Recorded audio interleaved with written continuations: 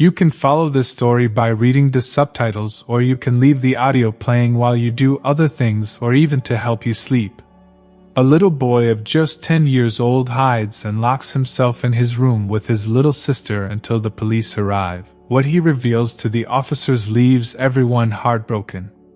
Sonya and John's house, impeccably painted and with a garden that looked like it was straight out of a decorating magazine, hid secrets that appearances could never reveal. Behind the superficial beauty, an atmosphere of coldness and indifference stretched out, affecting everyone who lived there. Benjamin, a 10-year-old boy with a look that reflected a mixture of curiosity and caution, and his little sister Maggie, just 2 years old, whose smile was a ray of sunshine in the midst of the darkness, were the silent victims of this oppressive reality. After the tragic loss of their parents in a car accident, the siblings were left in the care of their aunts Sonya and Uncle John. The couple, who had never expressed a desire to have children of their own, saw the siblings more as a constant reminder of an unwanted obligation than as members of the family. Patience was short, and any childish needs seemed like a huge inconvenience to them. On a hot afternoon, with the sun slowly setting and the sky turning orange and pink, the indifference in the kitchen was almost tangible. The woman, with her back to her nephew, was mechanically concentrating on cooking for her husband, and her lack of interest in the child was as obvious as the distance she kept. When Benjamin realized that Maggie was thirsty, he hesitantly approached his aunt to ask for water. Sonya's reaction was pure indifference. Without looking at him, she carelessly pushed not a glass but a dirty bowl filled with water towards him, a gesture that carried more contempt than any words could express. "Take care of your sister and don't bother me anymore, you stupid brat," she said, the coldness in her voice cutting deeper than the carelessness of her actions. On the other side of the kitchen, John remained absorbed in his newspaper, like a mere spectator of the scene. His apathy was just as striking as his wife's, his lack of reaction a silent testimony to the normality of emotional neglect in that house. With the bowl in hand, the little boy forced a grateful smile at the emptiness, a gesture of courtesy in a world that seemed to have forgotten the meaning of the word. Back in their room, he found his little sister playing alone, her innocence a stark contrast to the harsh reality they were facing. "Here, Maggie, have some water," he said gently, helping his sister. Although he didn't want her to drink the dirty water, it was what they had. Benjamin's concern for his little sister was palpable. In his young heart, he had already taken on the role of protector, a beacon of safety for her. As she drank the dirty water, Benjamin allowed himself to daydream, looking out of the window to a world beyond those walls. He imagined a place where laughter and love flourished. The longing for a life they had lost too soon weighed heavily on him, a constant reminder of the great abyss between a better life and the reality they lived with their aunt and uncle. This contrast between his desire for a loving home and the coldness of his current situation deeply marked the little boy's spirit, shaping him in ways that not even he could fully understand. Every day was a struggle. Every small act of kindness was an act of resistance against the indifference that threatened to swallow them. One day, things took a turn for the worse. The deceptive tranquility of a Saturday morning was abruptly shattered by an unexpected discovery. The little girl, with her 2 years of pure innocence and curiosity, had found an object that sparkled with promises of fun: Aunt Sonia's red lipstick. In the silence of the living room, the little girl didn't hesitate to turn the white walls and even her own skin into a canvas for her art, spreading the lipstick with the uncomplicated joy of a child. When Sonya entered the room, the scene before her eyes made her freeze for a brief second, only to be seized by an overwhelming fury. "Maggie, what the hell are you doing?" Her voice, loud and full of anger, made the baby look up, surprised by her aunt's reaction, the lipstick still in hand. Benjamin, who was playing quietly in his room, was alerted by the scream and ran into the living room, his heart squeezing with worry. When he arrived, he saw the woman advancing towards his sister, whose little eyes filled with tears, not understanding the magnitude of her innocent art. "It wasn't her, Aunt Sonya. It was me. I took your lipstick," the boy lied, trying to protect his sister from the imminent punishment. But Sonya, whose eyes were now sparkling with anger, barely heard her nephew's words. her raised hand ready to deliver a punishment, was a clear indication of her intentions. "You'll learn not to go through my things again, you little idiot," she shouted, each word like a poisoned dart. "Please, she doesn't know what she's doing. She's just a baby," Benjamin pleaded, putting himself between the woman and the little girl, his arms open in a desperate attempt to protect his sister. The aunt seemed to hesitate for a moment, but her anger didn't dissipate. "Get out of my way, Benjamin.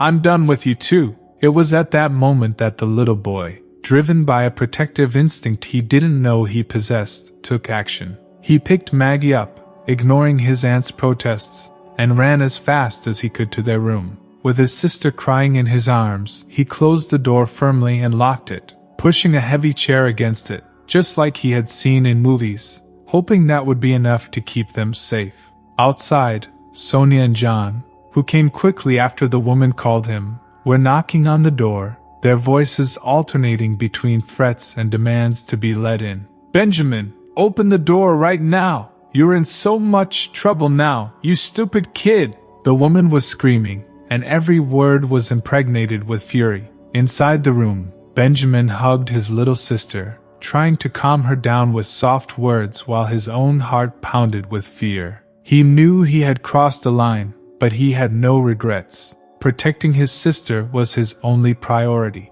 The siblings, locked in their room, felt as if they were under siege. Outside, the couple slammed the door so hard that each blow sounded like threatening thunder. "Benjamin, don't mess with me or you'll regret it!" Sonya shouted, the anger in her voice spilling through every crack in the door. "Are you listening, you little demon?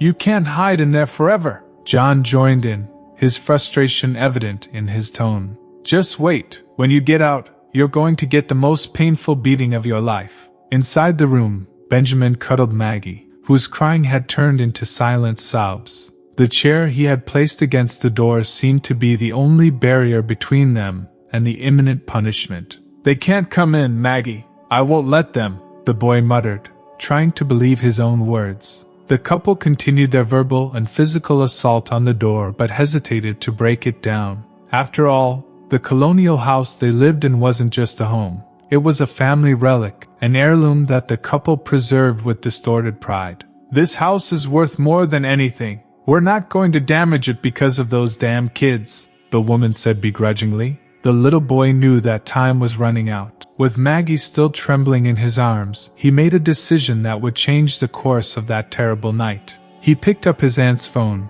which he had taken earlier without her noticing, and called the police, his voice shaky but determined as he reported the situation. "Please come quick. My aunt and uncle, they're very angry, and they said they are going to beat my sister and me." As he waited for the officers to arrive, flashbacks of happy times with his parents flooded his mind, memories of shared laughter, warm hugs, and promises of eternal protection. "Why did you leave us?" the poor little boy wondered, tears mixing with the bittersweet memories. Outside, the couple had ceased their attempts to break in, calculating their next move. All they said was that the kids would really regret making fools of them. The silence that followed was just as disturbing as the shouting and banging, leaving the siblings in a state of suspended anxiety, waiting for what would come next. The oppressive silence that fell over the house was abruptly broken by the distinct sound of approaching sirens. The couple, who had been looking for tools to remove the bedroom door,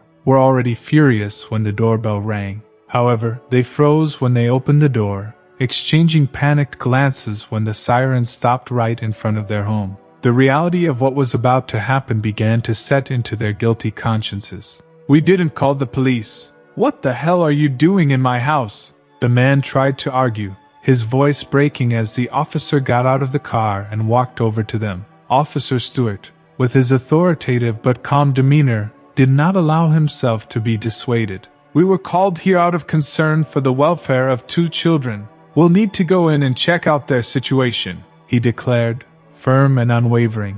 And of course, the couple backed down.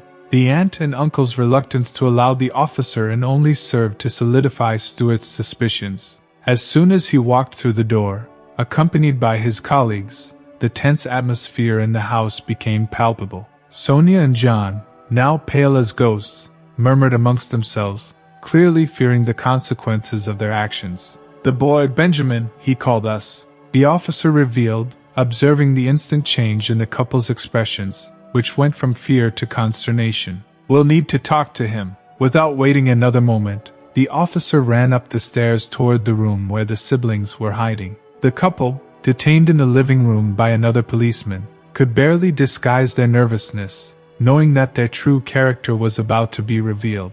Arriving at the bedroom door, the officer knocked softly. "Benjamin, I'm Officer Stewart. We spoke on the phone. We're here to help you and your sister. Can you open the door for us?" His voice conveyed a security and understanding that the siblings had not felt for a long time. Inside the room, the little boy hesitated, fearing that this was another trick played by his aunt and uncle, keeping him paralyzed. However, the genuine tone of concern in the man's voice managed to penetrate the barriers of fear. With an encouraging look at Maggie, who was watching everything with big, frightened eyes, the boy removed the chair and opened the door. What he found on the other side was a middle-aged man with eyes that reflected a rare kindness. Stewart crouched down to be on the same level as Benjamin and Maggie, offering them a reassuring smile. "You did the right thing by calling us, kid. I promise you and your sister are safe now," Stewart assured them with a sincerity that touched their hearts. Benjamin, while still holding Maggie's hand tightly, felt a wave of relief when he realized that perhaps for the first time since his parents' death, there was hope. With the bedroom door open and the couple restrained by the police in the living room, the oppressive atmosphere of the colonial house began to give way to a sense of relief and security. The policeman, sensing the vulnerability and fear still present in the little siblings' eyes, invited them to sit down on the bed, a space that until then had served as both a refuge and a prison. "Can you tell me what happened, Benjamin?" he asked, his voice soft and encouraging. With the little baby sitting next to him, holding his hand tightly, the boy began to recount the events that had led to that desperate call for help. As the story unfolded, with details of the mistreatment and neglect they had suffered under their aunt and uncle's care, Stewart felt his heart heavy with the injustice of the situation. "They never wanted us here, ever since our parents died."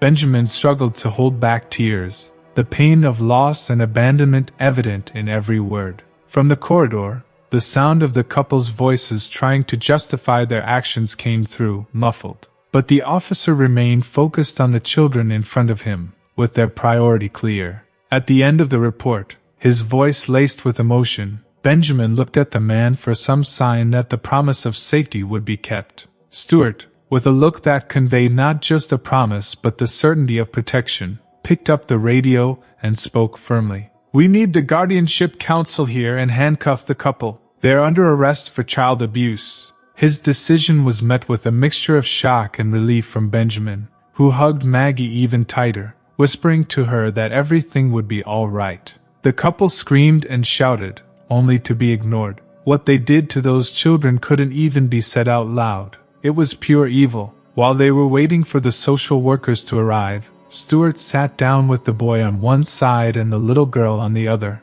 wrapping them in a hug that was both comforting and protective. "You're not alone now," he assured her, a gentle smile lighting up his face. The man's heart ached to see those two little ones suffering. He had always wanted to be a father, but he was sterile. The policeman and his wife had always wanted children but had never been blessed with the opportunity. Because of this misfortune, the couple's arrest marked the end of a dark chapter in Benjamin and Maggie's lives. Stewart, with his promise of care and protection, opened the door to a new beginning, one where love and security would no longer be mere aspirations but tangible realities. "It's all right now," he assured them with a warm smile, offering a glimpse of happier days. In the policeman's words, Benjamin found the courage to believe in a future where the shadows of the past would finally be dispelled by the light of hope and new love. In the months that followed, the couple's house, once a place of fear and uncertainty, became just a distant memory.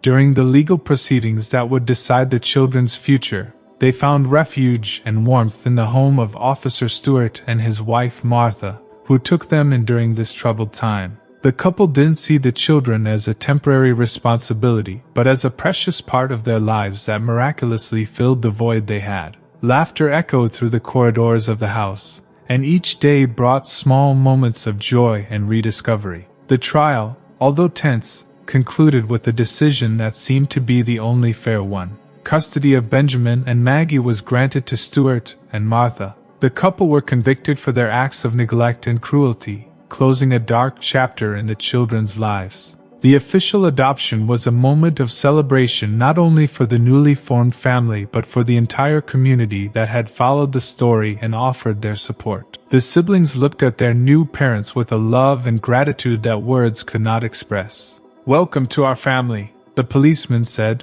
his voice laced with emotion as they signed the papers that would unite them forever. Maggie, now 3 years old, was running around, her infectious laughter filling every corner of the house. Benjamin, a little older and wiser for all he had experienced, looked at Stuart with admiration and affection. "You're the best father anyone could ever have. Thank you for saving us," he said, his voice firm and full of certainty. Looking at the children he now called his own, Stuart felt his heart overflow with happiness. Martha, by his side, held his hand, sharing the same feeling of fullness. Love, in its many forms, has the power to heal and unite, creating a family where before there were only fragments of hope. And so, despite all the adversity they faced, they discovered that happiness and love can indeed flourish again.